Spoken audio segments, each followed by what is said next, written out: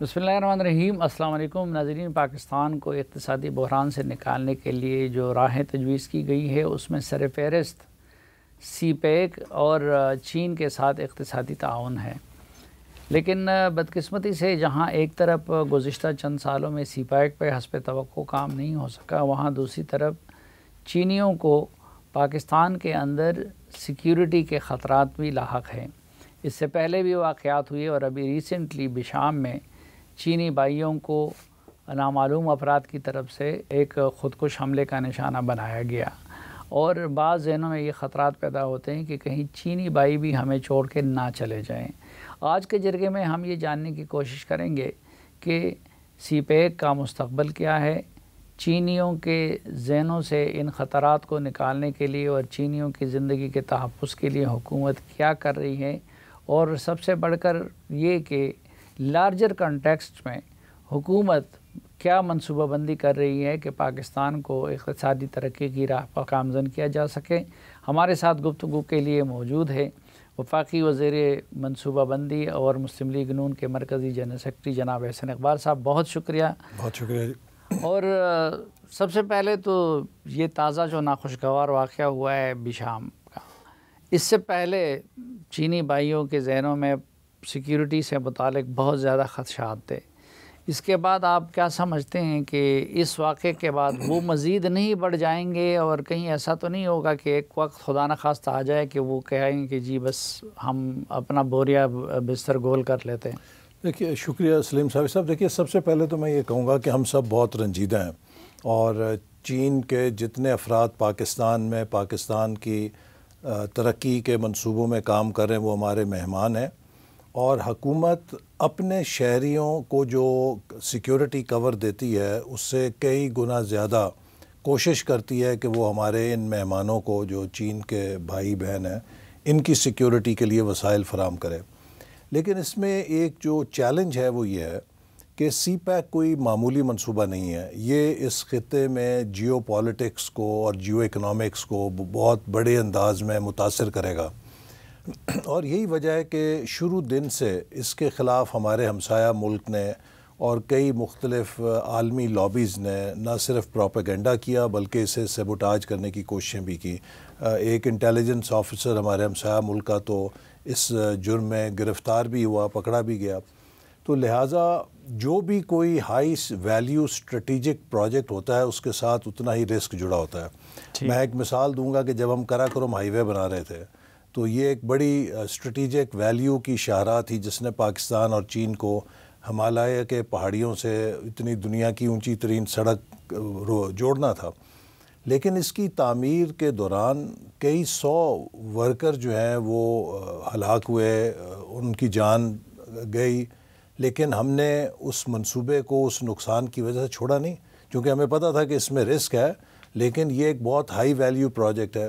اسی طرح اگر آپ چین کے ترجمان کا بیان دیکھیں جو ان کے وزارت خارجہ نے جاری کیا ہے، انہوں نے اس بات کے عزم کا بھی اظہار کیا ہے کہ ہم کسی قیمت پہ کسی کو اجازت نہیں دیں گے کہ وہ پاکستان اور چین کے تعلقات میں خلل ڈالے یا سی پیک کو کسی طریقے سے متاثر کرے۔ تو جہاں ایک طرف ہم سیکیورٹی پر مزید توجہ دیں گے، لیپسز کو آئیڈینٹیفائی کریں گے کہ ایسا واقعہ مستقبل میں نہ ہو، ہمیں یہ پیش نظر رکھنا چاہیے کہ سی پیک کے دشمن مستقل سی پیک پہ حملہ کرنے کی کوشش کرتے رہیں گے، اور کہیں ادھر ادھر ایک آدھا واقعہ ہوتا رہے گا چونکہ یہ ہائی ویلیو پروجیکٹ ہے۔ لیکن اس سے ہمیں اور ہماری اور چین کے ممالک دونوں جو ہیں ان کی عزم میں کوئی کمی نہیں آئے گی، ہم اس پہ انشاءاللہ چلتے رہیں گے۔ اس بات کا کوئی خطرہ محسوس نہیں کرتے آپ کی چینی کہیں گے کہ یار انف از انف، بس ہم چلے جاتے ہیں، یہ لوگ جانے؟ نہیں، میرا نہیں خیال کہ ایسی بات ہوگی، چونکہ چین بھی سمجھتا ہے کہ کون لوگ ہیں جو اس کو سیبوٹاج کرنے کی کوشش کر رہے ہیں، اگرچہ وہ بہت حساس ہیں اپنے لوگوں کی پروٹیکشن اور سیکیورٹی کے حوالے سے، ہر میٹنگ میں وہ یہ بات کرتے ہیں، اعلیٰ ترین سطح پر بھی بات کرتے ہیں، لیکن وہ اس بات سے بھی باخبر ہیں کہ یہ، جیسے میں نے کہا، کہ منصوبہ کوئی عام منصوبہ نہیں ہے۔ اگر کوئی ہائی ویلیو پروجیکٹ ہے تو اس کے ساتھ رسک ضرور ایسوسیٹڈ ہوتا ہے، اور دہشت گردی ایک ایسی وبا ہے کہ جس کا انہیں بھی سامنا رہا ہے، اور ابھی حال ہی میں آپ نے دیکھا ماسکو میں کتنا بڑا واقعہ ہوا جس نے کتنی انسانی جانوں کو متاثر کیا، امریکہ میں ہو جاتا ہے۔ تو اس پر آپ کبھی 100% تو کوئی بھی سیکیورٹی شاید نہیں دے سکتا کہ قطعاً نہیں ہوگا، لیکن ہم انشاءاللہ جو انسانی طور پہ وسائل کے اندر ممکن ہے وہ سب احتیاطی تدابیر مزید مضبوط بنائیں گے۔ کون لوگ ہیں یہ جو آپ نے بتایا کہ چینیوں کو بھی معلوم ہے کہ کون لوگ ہیں، تو یہ کون لوگ ہیں کہ جو کہ سی پیک کا راستہ روکنا چاہتے ہیں اور پاکستان کے اندر ٹیررزم دیکھیے یہ تو ہمارا ہمسایہ ملک ہمیشہ سے اس بارے میں اس نے کبھی اپنے عزائم کو نہیں چھپایا، اور انہوں نے جس دن سے سی پیک شروع ہوا ہے اس کی مخالفت کی ہے، اور انہوں نے اس اپنے ارادے کا بھی اظہار کیا ہے کہ وہ اس کو روکنے کے لیے تمام کارروائیاں کریں گے۔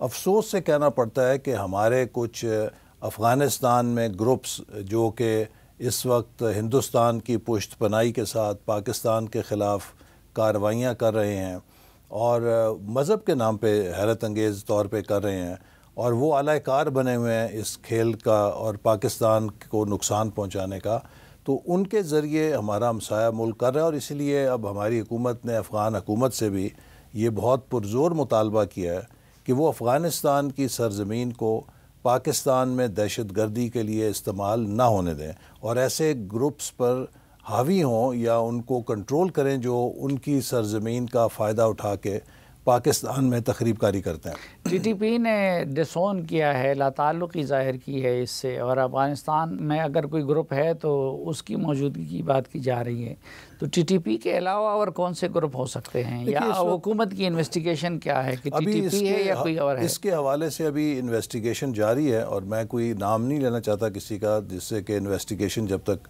نہ ہو ہم قطعی بات کر سکیں، لیکن ڈیفینیٹلی یہ وہی گروپس ہیں جو افغانستان کے اندر سے آپریٹ کر رہے ہیں، اور اس لیے افغانستان حکومت کی ذمہ داری ہے کہ وہ ایسے گروپس پر قابو پائے اور ان کو ان تخریب کاری کی اور دہشت گردی کی کارروائیوں سے باز رکھے۔ ناظرین ایک مختصر سی بریک لیتے ہیں اور واپس آئیں گے تو جناب احسن اقبال صاحب کے ساتھ گفتگو کا سلسلہ آگے بڑھائیں گے، ہمارے ساتھ رہیے۔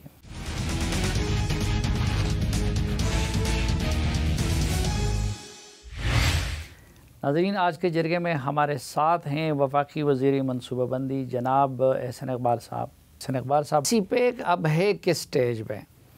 دیکھیے سی پیک جو ہے اس کا پہلا فیز جو تھا سلیم صافی صاحب وہ 2014 سے 2020 تک تھا، جس کا بنیادی فوکس تھا انفراسٹرکچر کے اوپر۔ پاکستان میں توانائی کا بہت بڑا بحران تھا، تو توانائی کے انفراسٹرکچر کو بنانے پر زور تھا، کنیکٹیوٹی چین اور پاکستان کے درمیان امپروو کرنے پہ، روڈ نیٹ ورک پہ زور تھا، انفارمیشن ٹیکنالوجی کی فائبر آپٹک کیبل کے ذریعے ایک انفارمیشن ہائی وے بنانے پہ زور تھا۔ تو یہ انفراسٹرکچر کے منصوبے تقریباً 2018 تک ہم مکمل کر گئے تھے۔ 2020 اور 25 کے درمیان اس کا فیز تھا انڈسٹریل کوآپریشن کا، جس کے لیے ہم نے 2017-18 میں 9 اکنامک زونز ان کی نشاندہی کی، جنہیں 2020 تک تیار ہونا تھا۔ بدقسمتی سے جب ہماری حکومت گئی تو جو دوسری حکومت پی ٹی آئی کی آئی، اس نے پھر اس منصوبے کو توجہ نہیں دی، اور وہ اسپیشل اکنامک زونز جو کہ 2020 تک تیار ہونے تھے ان میں سے ایک بھی تیار نہیں تھا جب 2022 میں ہم دوبارہ آئے۔ اس کی وجہ سے وہ سرمایہ کار جو پاکستان آئے ہوئے تھے انڈسٹری ریلوکیٹ کرنے کے لیے، وہ دل برداشتہ ہو کر یہاں سے ویتنام، لاؤس، کمبوڈیا، دوسرے ممالک میں چلے گئے، کیونکہ یہ لوگ تو مہینوں کا انتظار نہیں کرتے، چاہے جائے کہ آپ سالوں کے لیے انہیں انتظار کرائیں۔ تو پاکستان نے 30 سے 40 ارب ڈالر سرمایہ کاری جو ہم 2020 اور 25 کے درمیان حاصل کر سکتے تھے پرائیویٹ سیکٹر سے، انڈسٹری کی ری لوکیشن سے، وہ کھو دی صرف اس حکومت کی نااہلی کی وجہ سے۔ اور وہ وجہ کیا تھی کہ ہر وہ کام جو مسلم لیگ نون کی حکومت شروع کر کے گئی، وہ سمجھتے تھے کہ یہ شیطانی کام ہے، یہ غلط کام ہے، اور ہم نے اس کی رد کرنا ہے، ہم نے اس کے الٹ چلنا ہے۔ نتیجہ یہ ہے کہ جو پاکستان کی ایک ساکھ بنی تھی اور ایک مومنٹم بنا تھا اکانومی کا، وہ سارا کریش ہو گیا۔ لیکن اب واپس کب دوسرا مرحلہ جو ہے اکنامک زون کی تعمیر کے لیے آپ لوگ کیا کر رہے ہیں؟ 16 ماہ جو ہمیں ملے تو اس میں ہم نے بڑی تیزی کے ساتھ چین کا اعتماد بحال کیا۔ مثال میں آپ کو دیتا ہوں، گوادر ہے، گوادر میں بڑے پروٹیسٹ بھی ہوئے بجلی اور پانی نہ ہونے کی وجہ سے۔ یہ منصوبے ہم 2016-17 میں شروع کر چکے تھے، انہیں ختم ہونا چاہیے تھا 19 تک زیادہ سے زیادہ، لیکن 4 سال ان پہ کام نہیں ہوا۔ ہم نے پھر 16 مہینے میں آتے ساتھ ہی ایران کے ساتھ جو ٹرانسمیشن لائن تھی وہ مکمل کی، پہلی دفعہ پاکستان کی تاریخ میں مکران کوسٹ کو نیشنل گرڈ کے ساتھ کنیکٹ کیا، وہ ٹرانسمیشن لائن مکمل کی۔ پھر اسی طرح جو پانی کے منصوبے تھے جو مکمل ہو چکے تھے، صرف پائپنگ گوادر سٹی میں نہیں کی گئی تھی، اس کو 6 ماہ کے اندر مکمل کیا۔ آج گوادر میں پانی کا ایشو نہیں ہے، آج گوادر نیشنل گرڈ سے کنیکٹ ہو چکا ہے۔ اسی طرح جو گوادر پورٹ ہے اس کی سالانہ مینٹیننس ڈریجنگ ہوتی ہے، جو سلٹ آتی ہے، جو مٹی تہہ میں بیٹھتی ہے، اس کو صاف کیا جاتا ہے۔ 4 سال وہ نہیں کی گئی، جس کے نتیجے میں گوادر پورٹ کی جو گہرائی ہے تقریباً 1.5 میٹر کم ہوگی اور بڑے جہاز لنگر انداز نہیں ہو سکتے تھے۔ ہم نے 16 ماہ میں اس کو فوری طور پہ شروع کرایا، جو اب مکمل ہو گئی ہے، جس سے کہ اب وہ پھر ڈیپ سی پورٹ ہو جائے گی۔ یہ وہ اقدامات ہیں جن سے چینی قیادت متاثر ہوئی کہ اب یہ حکومت سیریس ہے۔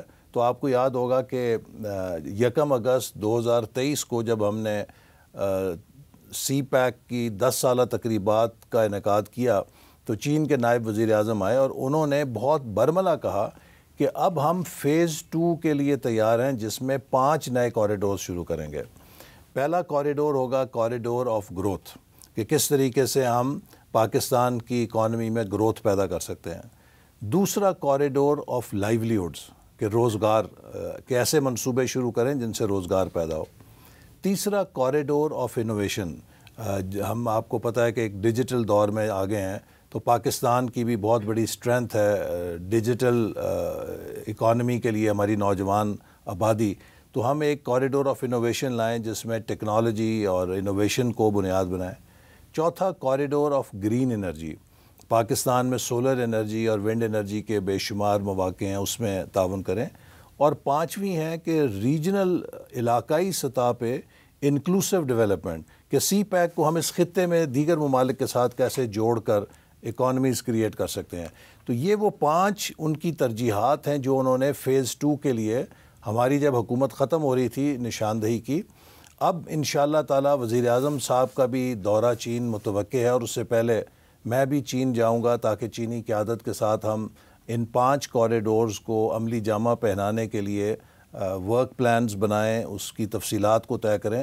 تو میں بہت پر امید ہوں کہ انشاءاللہ تعالی یہ جو چند ایک عارضی سیٹ بیکس آئے ہیں، اس سے قطع نظر اگلے 5 سالوں میں ہم سی پیک کے ذریعے مزید پاکستان میں اب پرائیویٹ سیکٹر انڈسٹریل کوآپریشن کے تحت انڈسٹریلائزیشن کے لیے تعاون حاصل کر کے سرمایہ کاری لا سکتے ہیں۔ اور سب سے بڑی چیز جو ہم نے ان سے کہی ہے، ہم نے کہا جی کہ آپ ہمیں مچھلی نہ دیں، آپ ہمیں مچھلی پکڑنا سکھائیں۔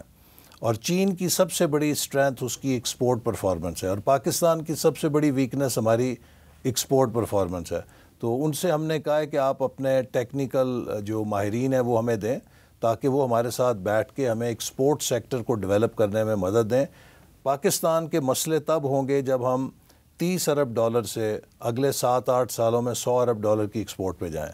لیکن اس کے لیے انڈسٹری چاہیے، اور انڈسٹری کے لیے بجلی چاہیے اور گیس چاہیے۔ جب اس کی اتنی زیادہ قیمتیں ہوں تو ان حالات میں آپ کس طرح بیرونی سرمایہ کار کو پاکستان کی طرف راغب کر سکیں گے؟ دیکھیے، ایک تو یہ ہے کہ یہ سب چیزیں آپس میں جڑی ہوئی ہیں، اور ہم نے ایک بہت مربوط پروگرام بنایا تھا 16 ماہ کے اندر 5 ایز فریم ورک، جس میں ہم نے پاکستان کے یہ سارے مسائل ایک انٹیگریٹڈ طریقے سے، مربوط طریقے سے ایڈریس کرنے کا ورک پلان بنا کے چھوڑ گئے تھے، تاکہ جب ہم حکومت میں واپس آئیں تو اس پہ فوراً کام کر سکیں۔ پہلی ایکسپورٹ سے متعلق یہ ہے، اگر ہم نے اپنی قومی سلامتی کا دفاع کرنا ہے تو ہمیں ایکسپورٹس چاہیے۔ کیوں؟ اگلے 3 سالوں میں 70-75 ارب ڈالر سے زیادہ آپ نے قرضوں کی ادائیگی کرنی ہے۔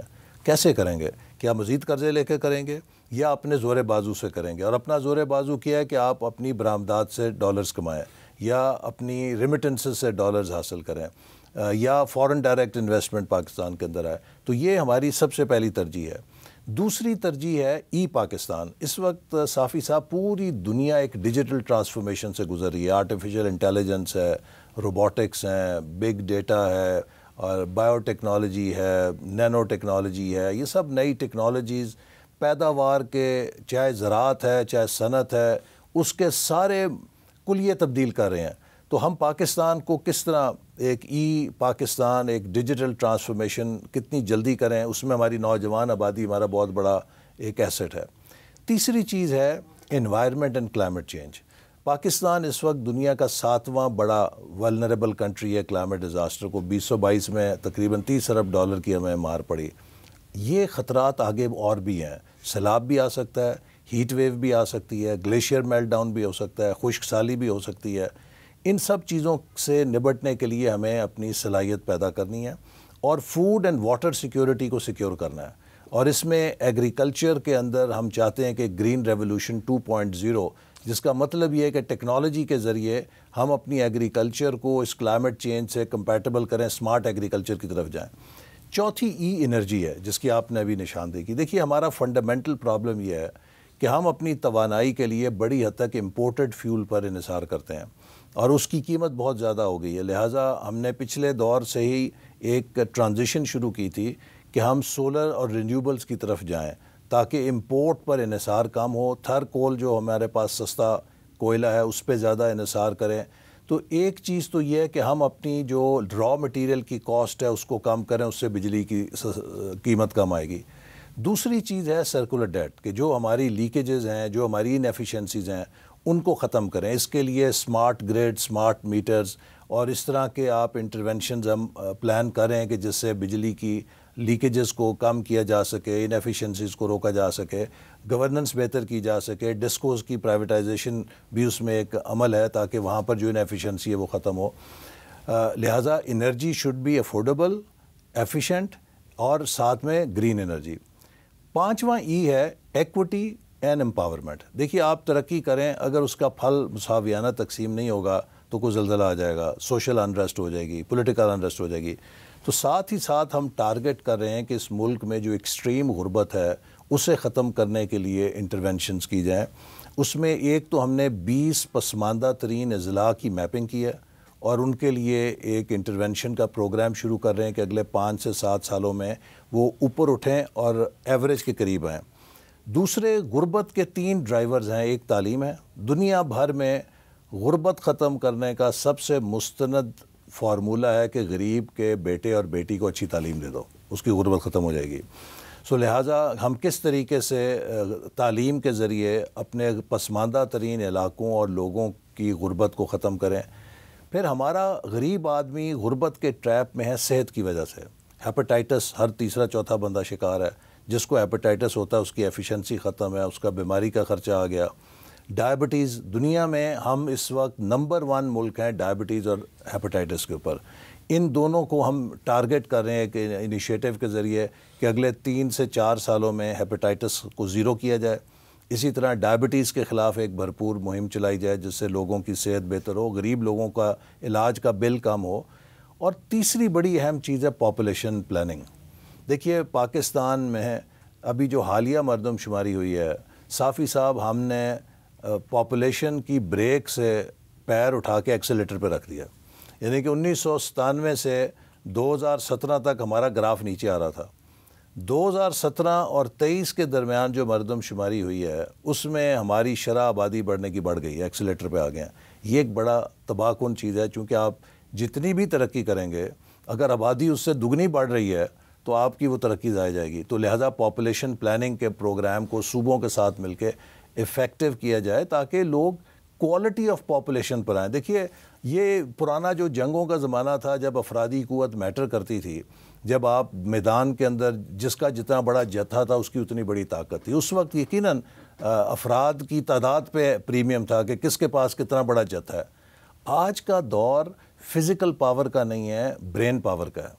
کس کے پاس کس کوالٹی کی ہیومن ریسورس ہے اس پہ اس ملک کی, اس معاشرے کی, اس انسان کی طاقت کا انحصار ہے. تو لہٰذا ہمیں لوگوں میں یہ شعور دینا ہے کہ بھئی اب بچوں کی تعداد نہ بڑھاؤ, بچوں کی کوالٹی بہتر کرو. ایک ہماری معیشت پہ بوجھ یہ PIA اور اس طرح کے ادارے بھی ہیں, اور بڑی ہم آپ کے پچھلے حکومت سے جو 16 مہینے کی تھی اس وقت سے ہم سن رہے ہیں کہ جی نجکاری ہو رہی ہے لیکن عملاً کچھ ہوا نہیں. تو نجکاری کا کیا ہو رہا ہے؟ جی آپ کا بہت اچھا سوال ہے. آپ کو یاد ہوگا کہ 2013-18 میں ہم نے تقریباً PIA کی نجکاری کر دی تھی, لیکن اس وقت کی جو اپوزیشن تھی اس نے بڑا اس پہ ایجیٹیشن کیا جس پر پھر وہ رک گئی. اور اب پچھلے جو 16 ماہ میں ہمیں موقع ملا اس میں ہوم ورک ہم نے کافی حد تک کر لیا اور ابھی آپ جیسے میڈیا میں دیکھ رہے ہیں کہ بہت تیزی کے ساتھ ہم اس پہ کام کر رہے ہیں. اب 16,000 افراد ہیں پی آئی اے میں. یہ ان کی ذمہ داری تھی کہ وہ اپنے ادارے کے لیے محنت سے کام کرتے. اس وقت سالانہ طور پہ 100 ارب روپے کے قریب ان 16,000 لوگوں کو نوکری دینے کے لیے لگ رہا ہے اس غریب ملک کا. تو لہٰذا میں سمجھتا ہوں کہ نہ صرف پی آئی اے بلکہ جو دیگر خسارے کے ادارے ہیں، بزنس حکومت کا کام نہیں ہے، اور وہ حکومت کبھی پرائیویٹ سیکٹر سے کمپیٹ نہیں کر سکتی. دیکھیے نا، پرائیویٹ سیکٹر میں آپ اگر کام نہیں کریں گے تو ہائر اینڈ فائر ہے. حکومت میں آپ کام نہیں کریں گے، کسی کو نکالیں گے، وہ اگلے دن سٹے آرڈر لے کے واپس آ جائے گا اور پہلے سے بڑا خلیفہ ہو جائے گا. تو اس لیے جو کاروباری ادارے ہیں اس سے ہم نکلنے کا پلان ہے، اور بہت تیزی سے پی آئی اے کی نجکاری اور دیگر اداروں کی نجکاری پہ کام کریں. اور میں سمجھتا ہوں کہ اب لوگوں کو سمجھ لگ گئی ہے کہ ریاست یہ بوجھ نہیں اٹھا سکتی. میں آپ کو یعنی کہ اگر آپ اجازت دیں تو ایک تصویر دکھا دوں کہ اس وقت ہم کس مقام پہ کھڑے ہیں. وفاقی حکومت کے کل محاصل جو ہیں 7,000 ارب ہیں. یعنی کہ صوبوں کو جو اس نے پیسے دینے ہیں وہ دینے کے بعد کل پیسہ جو وفاقی حکومت کو بچے گا وہ 7,000 ارب روپے بنے گا. بجٹ میں قرضوں کی ادائیگی کے لیے 7,300 مختص کیا گیا تھا، لیکن تخمینہ یہ ہے کہ تقریباً 8,000 ارب کے قریب درکار ہوں گے. لہٰذا صرف قرضوں کی ادائیگی کی مد میں آپ کو رقم پوری دستیاب نہیں ہے، آپ کو مزید 1,000 ارب قرض لینا پڑے گا اپنے قرضے اتارنے کے لیے. اس کے اوپر وفاقی حکومت کے چلانے کا جو خرچہ ہے تقریباً 700 ارب ہے ٹوٹل. پینشنز کا خرچہ 800 ارب ہے ٹوٹل. اس کے اوپر دفاع کا خرچہ 1,800 ارب ہے. اس کے اوپر ڈیولپمنٹ کا بجٹ 950 ارب ہے. 1,200 ارب کی ٹرانسفرز ہوتی ہیں مختلف پروگرامز کی صوبوں کو. 1,100 ارب کی سبسڈیز دی جاتی ہیں بجلی سستی کرنے کے لیے، گیس سستی کرنے کے لیے یا کھاد دینے کے لیے. یہ سب کے سب جو ہیں بوروڈ منی پہ ہیں. یعنی کہ ہم جو اپنے وسائل سے پیسہ کما رہے ہیں اس وقت وہ اتنا کافی نہیں ہے کہ ہم اپنے قرض پورے دے سکیں. لہٰذا یہ کئی ہزار ارب جو ہے ہمیں قرض لینا پڑتا ہے معاملے کو چلانے کے لیے، ریاست کو چلانے کے لیے. کیا آپ قرض کے اوپر ہمیشہ کے لیے ایک ریاست چلا سکتے ہیں؟ نہیں. اس وقت ایک ہی راستہ ہے کہ پوری قوم سر جوڑ کر اس ملک کی پیداواری صلاحیت ما سوائے آبادی کے زراعت میں، صنعت میں، ٹیکنالوجی میں، سروس سیکٹر میں، ہر شعبے کے اندر ہم اپنی پیداوار بڑھائیں اور ریونیو جنریشن پہ توجہ دیں. دیکھیں کاسٹ کٹنگ ہے، لوگ کہتے ہیں حکومت کے اللہ تعالی بند کرو. ہمارا جو اس وقت کرنٹ ایکسپینڈیچر ہے اس میں سب سے بڑا خرچہ قرضوں کی ادائیگی کا 8,000 ارب. اس کے مقابلے میں جو آپ کی حکومت چلانے کا خرچہ ہے وہ 700 ارب ہے. اس 700 ارب میں سے کتنے بچا لیں گے آپ؟ 50 بچا لیں گے ارب، 100 ارب بچا لیں گے. کتنا بند تو نہیں کرنی حکومت. اچھا، اس کمی کو پورا کرنے کے لیے ایک بعض اوقات تجویز سامنے آتی ہے کہ NFC ایوارڈ کو ریوائز کیا جا رہا ہے اور صوبوں کے حصے کو کم کیا جا رہا ہے. تو اس طرح کی کوئی تجویز زیر غور ہے؟ دیکھیے میں سمجھتا ہوں کہ وفاق اگر قرضوں کے بوجھ تلے دب گیا تو وہ جو مشین صوبوں کو صوبوں کو ٹیکس اکٹھا کر کے پیسے اور وسائل دے رہی ہے، اگر وہ مشین ہی بند ہو جائے گی خدا نخواستہ تو صوبوں کو کہاں سے پیسے ملیں گے؟ جہاں تک NFC ایوارڈ اور 18ویں ترمیم کا تعلق ہے، میں سمجھتا ہوں کہ جو کچھ دیا جا چکا ہے اس میں تو اب آپ اس کو کم نہیں کر سکتے. صوبے شاید مانیں گی بھی نہیں اس کے لیے. لیکن ایک سنجیدہ گفتگو ہونی چاہیے وسائل کے اوپر کہ وہ کام جو سانجے ہیں یا صوبوں کے ہیں وہ اگر وفاق کر رہا ہے تو وہ صوبوں کو ان کی ذمہ داری لینی چاہیے. مثال کے طور پہ بسپ ہے. اب بسپ میں تقریباً 100 ارب کے قریب وفاقی حکومت ڈالتی ہے، لیکن سوشل ویلفیئر ایک ڈیوالوڈ سبجیکٹ ہے، یہ صوبوں کا سبجیکٹ ہے، تو اس میں صوبوں کو حصہ ڈالنا چاہیے. وفاقی حکومت بھی غربت کے لیے اگر کام کر رہی ہے تو اس میں صوبوں کو بھی کچھ حصہ لینا چاہیے. میں سمجھتا ہوں کہ یہ آئین کی اس اسکیم کے مطابق ہے. اسی طرح جو ملک کا دفاع ہے، اب یہ تو نہیں ہے کہ اس دفاع سے صرف وفاقی حکومت فائدہ اٹھاتی ہے، صوبے بھی تو فائدہ اٹھاتے ہیں نا. اب ہماری جو دفاع کی ضروریات ہیں ان کو اگر ہم نے پورا کرنا ہے تو صوبے اگر کہیں کہ نہیں جی ہمیں تو اس کی ضرورت نہیں ہے، ہم تو صرف پولیس سے ہی اپنا صوبہ چلاتے ہیں، کیا وہ رینجرز کو استعمال نہیں کرتے؟ کیا وہ فوج کو طلب نہیں کرتے جب کوئی کلیمٹی آ جاتی ہے؟ تو یہ بھی ایک ریاست کی سانجھی ذمہ داری ہے. تو ان چیزوں کے اوپر ہم بات کر سکتے ہیں کہ جو ڈویزبل پول ہے وہ کیا ہونا چاہیے، کہ کچھ ایسے اخراجات ہیں کہ جو وفاق اور صوبوں کو آپس میں مل کر ان کا بوجھ اٹھانا چاہیے، اور اس سے بیونڈ جو فارمولہ ہے اسی کے مطابق وسائل ہوں تو شاید کوئی حل نکل سکتا ہے اس مسئلے کا۔ ناظرین، جناب حسین اقبال صاحب کے ساتھ گفتگو جاری رہے گی ایک وقفے کے بعد۔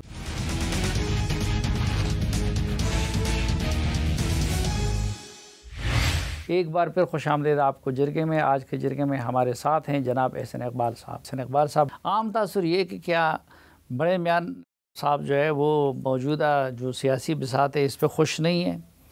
میرا خیال ہے کہ ابھی وہ موقع دے رہے ہیں کہ جو نئی حکومتیں بنی ہیں یہ تھوڑا سیٹ اپ ہو جائیں اور کوئی وہ کم سے کم مداخلت کریں، لیکن وہ پارٹی کے قائد کی حیثیت سے یقیناً پارٹی کی رہنمائی کے لیے دستیاب ہیں، اور انہی کی لیڈرشپ کے اندر انہی کے ویژن کے مطابق وزیر اعظم شہباز شریف صاحب اور وزیر اعلیٰ مریم نواز صاحبہ کام کر رہی ہیں۔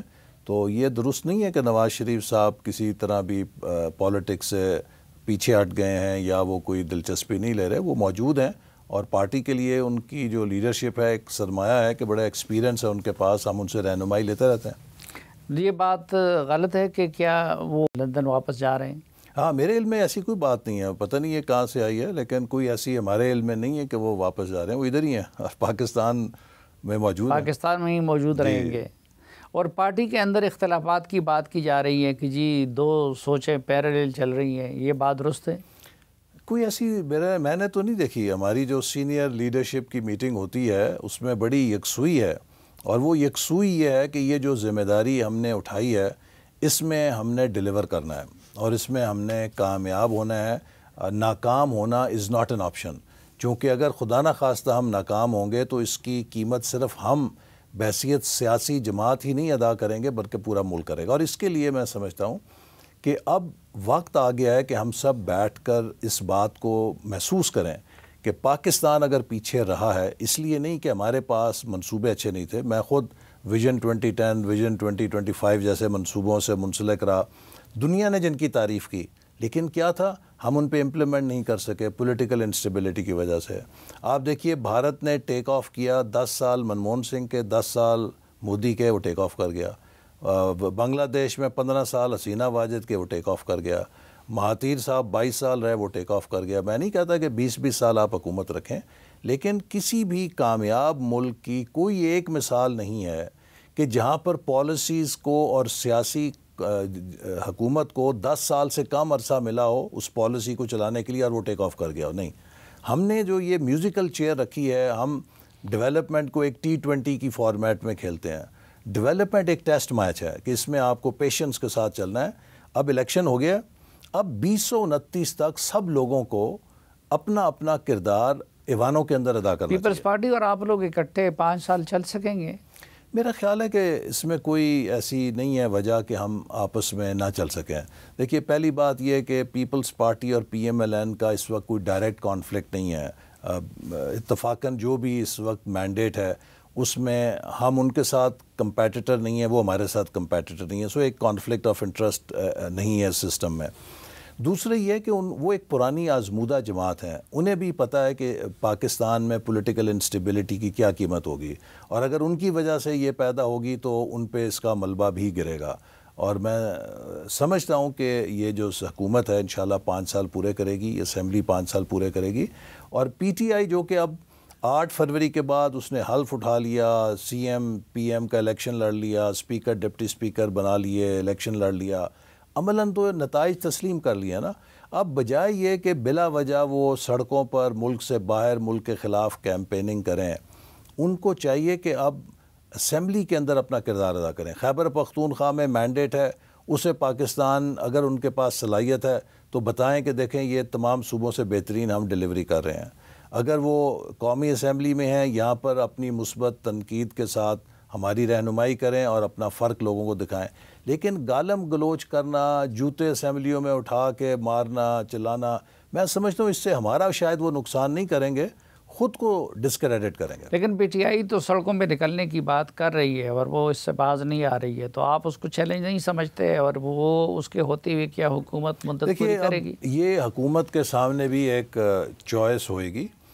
اگر ہم نے اس ملک کو اس دلدل سے نکالنا ہے تو پھر پولیٹیکل سٹیبلٹی کی حفاظت کرنی ہے، اور میرا خیال ہے کہ تمام پاکستان میں سٹیک ہولڈرز کو اس بات پر متفق ہونا چاہیے کہ وہ کسی کو اجازت نہیں دیں گے کہ وہ ملک کے پولیٹیکل سٹیبلٹی کے ساتھ کھلے، کیونکہ اس کی کانسیکوینسز بہت زیادہ۔ میں آپ کو ایک اور مثال دیتا ہوں۔ دیکھیں، آج سے 24 سال کے بعد 2047 کو پاکستان اور انڈیا 100 سال آزادی کے منائیں گے۔ انڈیا کہاں ہوگا اور ہم کہاں ہوں گے؟ یہ سوال ہم میں سے ہر کسی کو سوچنا چاہیے۔ آج ہماری جو جی ڈی پی ہے 370 ارب ڈالر ہے، انڈیا کی تقریباً اس سے 10 گنا زیادہ 3.7 ٹریلین ڈالرز ہے۔ ہم اگر صرف 5% سے اگلے 24 سال ترقی کریں تو ہماری جی ڈی پی تقریباً 1.2 ٹریلین ڈالر ہوگی، 1200 ارب ڈالر۔ اگر ہم 7% سے ترقی کریں گے تو 24 سال بعد ہم 2 خرب ڈالر کی معیشت ہوں گے۔ اگر ہم 9% سے ترقی کریں گے 3 خرب ڈالر کی ہم معیشت ہوں گے۔ یہ ہماری چوائسز ہیں کہ ہم نے کس راستے پہ چلنا ہے۔ اگر ہم نے اسی راستے کو اختیار رکھا جس پہ 4-5% کی اوسط سے ہم ترقی کر رہے ہیں، جو ہماری آبادی کا بوجھ ہے، ہم خدا نہ خواستہ افریقہ کے ان ممالک میں کھڑے ہوں گے جہاں خانہ جنگی ہو رہی ہوگی، نوجوان اپنے روزگار کے لیے دوسروں کے گھروں کو لوٹ رہے ہوں گے۔ اس مستقبل سے ہم بچ سکتے ہیں چونکہ اللہ تعالیٰ نے 7 ٹریلین ڈالر کی تو ہمیں معدنیات دی ہیں۔ لیکن اکنامک سٹیبلٹی کے لیے اور پولیٹیکل سٹیبلٹی کے لیے فری اینڈ فیئر الیکشن بھی ضروری ہے۔ تو آپ لوگ پی ٹی آئی کو سڑکوں پہ جانے سے روکنے کے لیے کیا الیکشن کے میداندی کے انتظامات کی تحقیقات کے لیے تیار ہیں؟ کوئی کمیشن بنانے، کوئی طریقہ کار بنانے کے لیے؟ دیکھیے صافی صاحب، 2018 میں ہمیں شدید تحفظات تھے، اور آپ سب کو معلوم ہے کہ کیا ہوا تھا۔ کیا ہم نے امریکہ کی کانگریس کے سامنے جا کے مظاہرہ کیا؟ کیا ہم نے امریکہ کے لا میکرز کو کہا کہ آپ پاکستان کو کٹہرے میں کھڑا کریں؟ کیا ہم نے IMF کو کہا کہ آپ پاکستان کی مدد نہ کریں؟ ہم نے پاکستان کا مقدمہ پاکستان کے ایوانوں میں لڑا، قومی اسمبلی میں لڑا، الیکشن کمیشن میں لڑا، عدالتوں میں لڑا۔ پاکستان میں عدلیہ موجود ہے، پاکستان میں ادارے موجود ہیں۔ آپ اگر کوئی شکایات ہیں تو ٹریبیونل میں جائیں، ٹریبیونل نہیں ہے ہائی کورٹ میں جائیں، ہائی کورٹ نہیں ہے سپریم کورٹ میں جائیں۔ آپ مجھے بتائیں کہ امریکہ کا جو ایوان نمائندگان ہے وہ کیسے ہمارے الیکشن کے مسائل کا کس آئین کی شق کے تحت وہ فیصلہ کر سکتا ہے؟ سوائے یہ کہ آپ ایک غیر ملکی مداخلت کا دروازہ کھول رہے ہیں۔ وہ جماعت جو کہتی تھی کہ ایبسلیوٹلی ناٹ اور غلامی نہ منظور، آج وہ امریکہ میں جا کے پاؤں پڑی ہوئی ہے کہ جناب کسی طرح سے مداخلت کریں۔ کیا آپ امریکہ سے NRO لینا چاہتے ہیں؟ کیا آپ IMF سے NRO لینا چاہتے ہیں؟ NRO تو نہیں ملے گا۔ دوسروں سے آپ کہتے تھے رسیدیں دکھائیں، اپنی جب رسیدیں دکھانے کی باری ہے تو آپ پھر بھاگ جاتے ہیں۔ مولانا فضل الرحمان صاحب بھی، وہ بھی اس مرتبہ بہت زیادہ ناراض ہیں اور وہ بھی سڑکوں پہ نکلنے کی بات کر رہے ہیں۔ تو مولانا کو بڑا چیلنج سمجھتے ہیں آپ یا PTI کو؟ دیکھیے، مولانا صاحب کے ساتھ ہماری ایک بڑی پرانی قدیمی دوستی بھی ہے، تعلق بھی رہا ہے۔ ان کی کوئی تحفظات ہیں اور ان کو ہم دور کرنے کی کوشش کریں گے، اور میں سمجھتا ہوں کہ مولانا صاحب چونکہ ایک آزمودہ بڑے تجربہ کار سیاستدان ہیں، وہ کوئی ایسا قدم نہیں اٹھائیں گے جس سے ملک کے اندر انارکی پیدا ہو۔ ان کا احتجاج کرنا حق ہے، اور میں سمجھتا ہوں کہ وہ ان کا احتجاج جو ہے وہ اس نوعیت کا نہیں ہوگا جس طرح PTI ایک غیر ذمہ داری کا مظاہرہ کرتی ہے، لیکن ہم ان سے بات چیت کریں گے، ان کو انگیج کریں گے اور کوشش کریں گے کہ ان کو اس بات پہ قائل کریں کہ پاکستان اس وقت جلسے جلوسوں کا قائل نہیں متحمل نہیں ہو سکتا۔ ہمیں سیاسی مارچوں کی ضرورت نہیں ہے، ہمیں اقتصادی لانگ مارچ کی ضرورت ہے اپنے بچوں کے لیے اور اس ملک کے مستقبل کے لیے۔ اچھا، اقتصادی مارچ کی آپ نے بات کی تو یہ آپ ایک ٹرم استعمال کرتے ہیں ویژن 2025، اس سے کیا مراد ہے، کیا چیزیں؟ جی دیکھیے نا، یہ جب ہم نے 2014 میں ویژن 2025 بنایا تھا تو اس کا ہدف یہ تھا کہ 2025 تک ہم دنیا کی ٹاپ 25 اکانومیز میں پاکستان کو لے آئیں گے۔ 13 سے 18 ہم بالکل ٹریک پہ تھے۔ پرائس واٹر ہاؤس کوپرز نے ایک سٹڈی 2017 میں کی، انہوں نے کہا کہ اگر اسی رفتار سے یہ چلیں گے تو 2025 تک نہیں بلکہ 2030 تک انہوں نے کہا یہ ٹاپ 20 اکانومیز میں آ جائیں گے۔ لیکن پھر جو 2018 کی تبدیلی لائی گئی، میں سمجھتا ہوں کہ میرے نزدیک صافی صاحب وہ کسی بھی طرح سانح مشرقی پاکستان سے کم نہیں ہے۔ 1971 میں ہم نے اپنا جغرافیہ اپنے ہاتھ سے کاٹا، اور 2018 میں اپنے ہاتھ سے ہم نے پاکستان کا معاشی مستقبل کا قتل کیا، اور وہ جو مومنٹم بنا تھا، جو ایک ٹرسٹ بنا تھا، میرے پاس امریکہ، برطانیہ، جاپان، جرمنی کے سفراء آ کر ایک سوال کرتے تھے کہ ایکسلنسی یہ بتائیے کہ ہماری کمپنیاں سی پیک کے پروجیکٹس میں کیسے شامل ہو سکتی ہیں۔ پوری دنیا پاکستان کو سی پیک کی چشمے سے دیکھ رہی تھی کہ یہ ان کے ساتھ کوئی چیز آ گئی ہے، اب یہ نکل گئے، ان کے ساتھ جڑو۔ آج ہم وہاں پہ کھڑے ہیں کہ جس کے پاس جاتے ہیں، جس دوست ملک کے پاس جاتے ہیں، اسے بھیک مانگنے پہ مجبور ہیں۔ میں سمجھتا ہوں کہ یہ جو پاکستان کا نقصان ہوا ہے یہ ناقابل تلافی ہے، لیکن اب ہم پھر انشاءاللہ تعالی پاکستان کے لیے، جیسے میں نے کہا، ایک 5 E's فریم ورک کیا ہے، اور اسی طرح اب ہماری نظر 2047 پہ ہے کہ اگلے 24 سالوں کے لیے ہم اس ملک کو ایک ایسے راستے پہ ڈال دیں کہ ہماری اگلے نسلیں، ہم شاید نہیں ہوں گے 2047 میں، لیکن ہمارے بچے ہوں گے، وہ تاریخ کا سامنا شرمندگی کے ساتھ نہ کریں بلکہ اعتماد کے ساتھ اور سرخرو ہو کے کہہ سکیں کہ ہم نے آزادی کے 100 سالوں کا حق ادا کیا۔ IMF نے ایسی کوئی شرط تو نہیں لگائی ہے کہ ان کے قرضوں کا سی پیک کی مد میں استعمال نہیں ہوگا، اور یہ 2 کشتیوں پہ ہم سواری کیسے کریں گے؟ ایک طرف IMF اور مغرب بھی ہماری ضرورت ہے، اور دوسری طرف IMF بھی ہماری ضرورت ہے، لیکن امریکہ نے اپنی بن ناخوشی اور ناراضگی کا اظہار تو اب برملا کر دیا ہے سی پیک سے متعلق۔ دیکھیے، جہاں تک سی پیک کا تعلق ہے، اس کا امریکہ کے براہ راست مفادات سے اس طرح کا ٹکراؤ نہیں کہ یہ کوئی چین اور امریکہ کی پاور گیم میں کوئی بہت زیادہ فرق ڈالتا ہو نا۔ اس کا تعلق بالکل ایک بائی لیٹرل لیول پہ پاکستان اور چین کے درمیان ہے۔ پاکستان میں جو امریکہ کی جنگ پچھلے 20-30 سالوں میں رہی، اس سے سرمایہ کاری نہیں ہوئی، ہمارا انفراسٹرکچر تباہ ہو گیا۔ اگر چائنا پاکستان میں صنعتی اور اقتصادی سرمایہ کاری کر رہا ہے تو یہ تو امریکہ کو کرنا چاہیے تھا۔ میں نے ایک دفعہ ایک امریکہ کا ڈیلیگیشن آیا تو انہیں کہا کہ چائنا 46 ارب ڈالر پاکستان میں لگا رہا ہے، کیا آپ مجھے ضمانت دے سکتے ہیں کہ آپ پاکستان کے لیے $4 ملین بھی کانگریس سے منظور کرا سکتے ہیں؟ تو اگر آپ نہیں کرا سکتے تو ایٹ لیسٹ ہمارا یہ تو حق ہے کہ ہم اپنے ملک کے انفراسٹرکچر کو بنانے کے لیے، اس کی ترقی کے لیے اپنے دوست ملک کا مدد حاصل کریں، تو اس پہ آپ کو اعتراض نہیں ہونا چاہیے۔ تو وہ ان کے پاس کوئی جواب نہیں تھا۔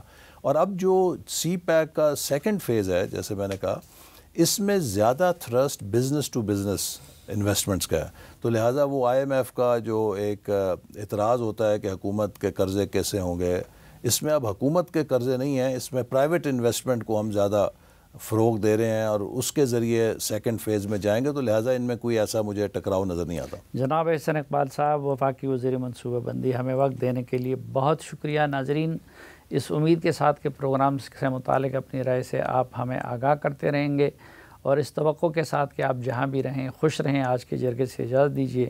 اللہ حافظ۔